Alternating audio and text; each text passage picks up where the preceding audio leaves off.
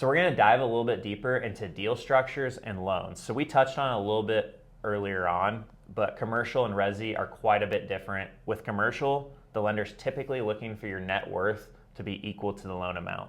So if you're not quite there, you can bring on a partner who gets you there. They're also going to look at your experience. So if you're going and trying to buy a 50 million or a 50 unit apartment complex and you've never done it before, probably not going to let you do it without partners who have.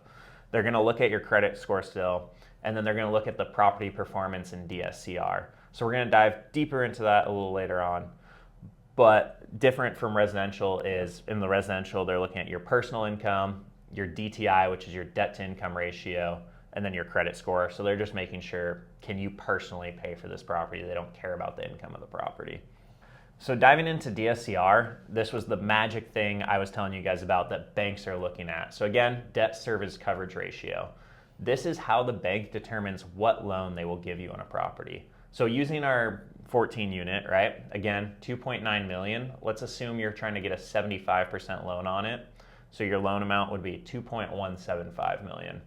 Let's assume, similar to today, it's a 6.5% rate and a 30-year amortization. Yep. With that loan amount and those loan terms, your annual debt coverage would be $165,000. Yep.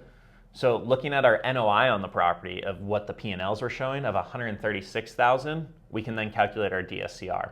So again, DSCR was NOI divided by debt coverage. So we're going to take our $136,000 and we're going to divide it by our $165,000, and that gives us a DSCR of 0.82. Meaning most banks really aren't looking to lend at a 0.82 DSCR, are they? They are not. So the magic number is typically around 1.25, and that can change. Sometimes they'll go down to 1.2, 1.1. Sometimes they require higher, or they may have a different amortization schedule, which changes that too.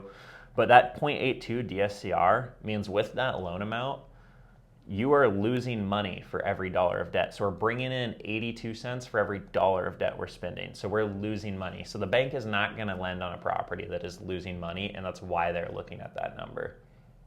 I think that makes a lot of sense. If I was lending my own money, if I saw that the property wasn't going to bring enough money to pay for the debt that I was giving, you really have to trust the borrower to allow a loan like that. Exactly.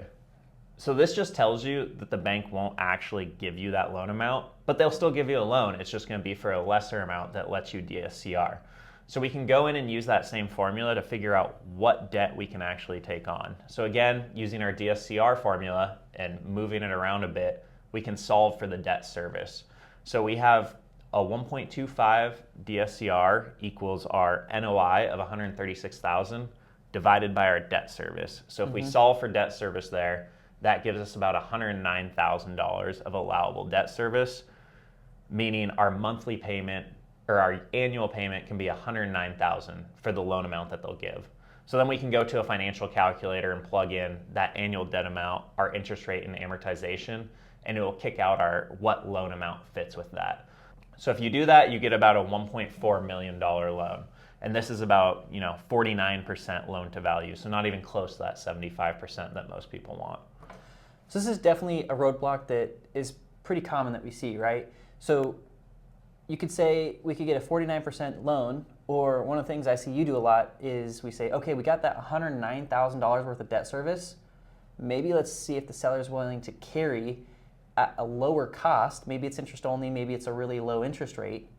And then that way we can shift that total $109,000 debt service. We can make it cheaper so the bank can lend us more money, or a higher total loan to value. Yeah, so to summarize that, the bank will allow you to do a partial seller carry and let you get a blended interest rate.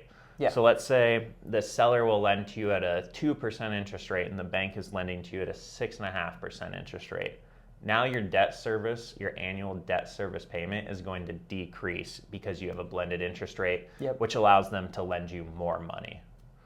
Diving a little deeper into that rabbit hole, we had to structure this deal creatively because the buyer didn't want to bring in, $1.4 million to do the deal. Right. So we actually structured this as a creative deal structure with $300,000 down and with a land sales contract. So we did a seller carry on this deal with a 6.5% interest rate, 30-year amortization, it was interest only the first year, and then it was a 6-year balloon payment. So the full amount was due within 6 years.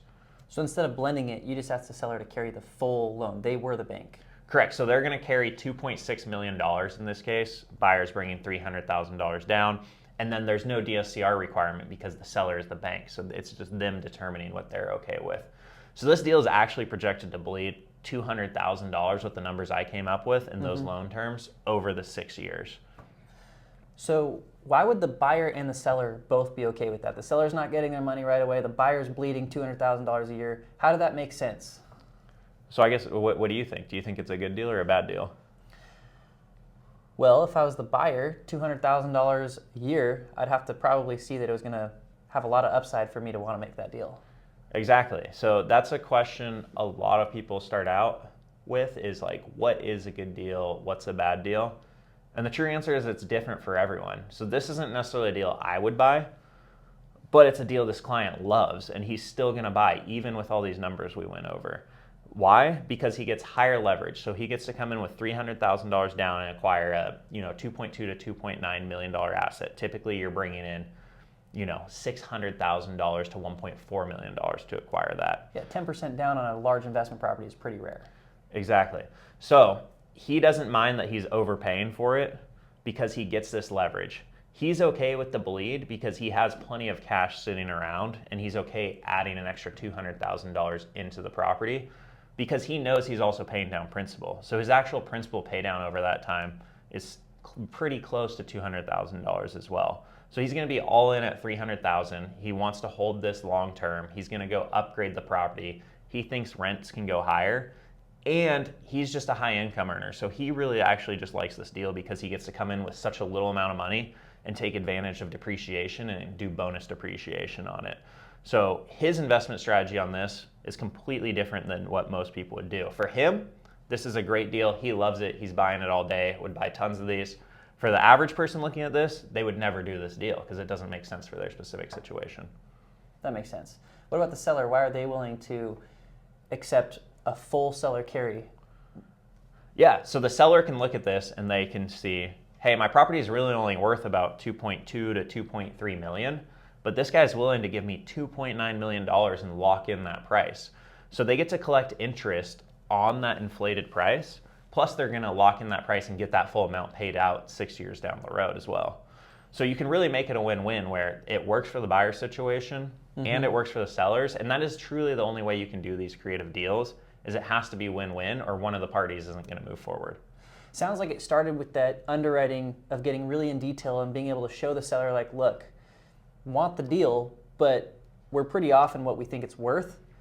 But then that information then can feed into the creative finance side of things of taking that information and be like, well, how can we make this difference in value work for both of us? Correct. So looking at it, if he just went in and got a bank loan with the same $2.9 million price, now that deal doesn't work for him. Yep. It doesn't let him leverage in and get all the benefits. So he can go back to the seller and say, hey, seller, here's what I'm seeing. I'm still willing to do this price, even though I think your property is worth $700,000 less. But here's what I need to get to the end result that makes it make sense for me. That makes a lot of sense. So there's a bunch of different structures you guys can use. We covered bank financing a little bit where you can just conventionally come in, bring your down payment, get a loan. We talked about this seller carry example. So this was a land sales contract. Another way to do it is a note and trust deed. We're not going to dive super deep into those right now, but it's just the two forms of seller carry. Yeah, exactly. We'll talk about that later on. Then you have partnerships. So another way to go into a bank loan is to bring on an equity partner or a private money lender for your debt. So you can bring in someone to partner with you and bring the down payment for you and do the deal, and you could operate the deal or do whatever you're going to do. Then we have lease options, which is another way to take control of a property with high leverage. It's kind of similar to a land sales contract. You record a memorandum against title rather than taking the deed right away. You get it later on. We have assumptions where you can take over someone's existing loan. And then you have things like hard money, which allows you to achieve higher leverage, typically only used for shorter terms and adding value to a property. How much does your underwriting change with all these different deal structures? Yeah, so it changes completely. So you can look at a deal and apply different debts to them and pay completely different prices. So I'm looking at a different deal right now. It's a 32-unit apartment complex. I'm able to pay $4 million for it with a seller carry and low down and at the interest rate I need. But if I'm going to go use hard money on it and I'm going to pay 3 points to originate the loan and 12%, I have to go buy that thing for like $2.9 million. So it's a $1.1 million swing to allow me to hit the return metrics I need. Right, but in a different situation, if you needed the hard money because it was a really rundown property and the only way to get it rentable is to get a bunch of rehab dollars, maybe the hard money makes sense because the seller can't sell it to anybody else. Exactly. And a bank may not lend to you on some of these properties. Let's say they had no financials at all. A bank isn't going to give you millions of dollars to go buy a property that they have no track record of how it performs. So in that case, you may have to go to a hard money lender. Mm-hmm. That makes sense. The last thing you want to think about when structuring these deals is your risk mitigation and exit strategies. So when you're looking at your balloons, you're trying to time the market if you have short-term debt. You could go into a short-term market cycle, buy at a peak, and 2 years later it's worth less, and you don't want to put yourself in that situation just on speculation. Mm-hmm. If you know you can add value to a property and you're buying it here and you can bring it at today's value to here, I'm more comfortable with short-term debt.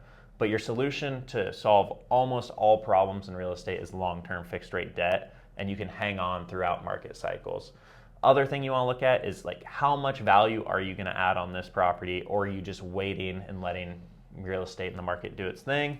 And then you're going to structure your debt to help accomplish these things as well. So long-term fixed rate debt, again, mitigates risk, and then you're looking at your balloons, loan amounts, and how you can actually get out of these properties down the road, or what your plan is. Mm-hmm. A lot of you guys won't know how to do this stuff on the front end. That's something we can help you out with. We have all the tools, access to us. So sign up to work with us, and you can start learning this right away and get help as you're buying properties. And if you're not ready to buy, please join our community that we're making. Go be active, ask questions. We'll be in there to answer your questions as much as we can, and we'll help you as much as we can along the way until you're ready to buy.